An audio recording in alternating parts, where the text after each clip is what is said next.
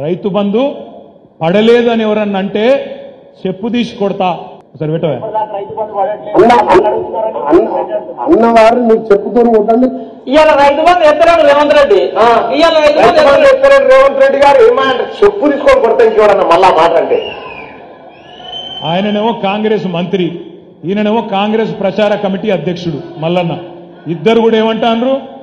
చెప్పు తీసి కొడతాము రైతు బంధు పడలేదంటే అంటుంది.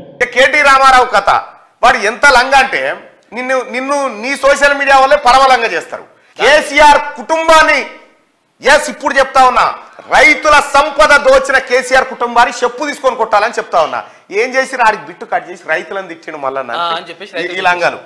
ఇగో రైతులకు రావాల్సిన రైతు బంధు పైసలు దిగిపోయేటప్పుడు కాంట్రాక్టర్ల చేతిలో పెట్టిపోయాడు కేసీఆర్. రైతు బంధు పైసలు రైతులకేయకుండా దొంగతనం ఎత్తుకపోయిన కేసీఆర్ కుటుంబాన్ని చెప్పు తీసుకొని కొట్టాలి ఇంకోసారి రైతుల గురించి మాట్లాడితే అని చెప్పిన. ఇగో దాన్ని తెలంగాణ రాష్ట్ర ప్రజలు ఇగో మన సంపద ఎటుపోయిందంటే ఇగో ఎటుపోయింది పైసలు ఏమైపోయినా అంటే ఇగో ఇటుపోయినాయి. ఇవాళ రైతు బంధు ఎత్తలేడు రేవంత్ రెడ్డి. ఎత్తలేడు రేవంత్ రెడ్డి గారు ఏమంటే చెప్పు తీసుకొని కొడతా ఇంకేవడన్నా మళ్ళా మాట అంటే. దొంగన కొడుకులారా ఈడు కలవకుండా చంద్రశేఖరరావు అనే దొంగ ఎక్కపోయింది మాట. ఈ పైసలన్నీ వారి కుటుంబం చూసిరా. ఇది ఒరిజినల్. ఇక రామడు రైతు బంధు రాలేదంటే చెప్తో కొడతా అని చెప్పి కాంగ్రెస్ నేత తిన్మార్ మల్లన్న అన్నట్టుగా నేను చెప్తోని కొడతానని కేసీఆర్ కుటుంబాన్ని ఆ మాట కట్టుబడి ఉన్నా.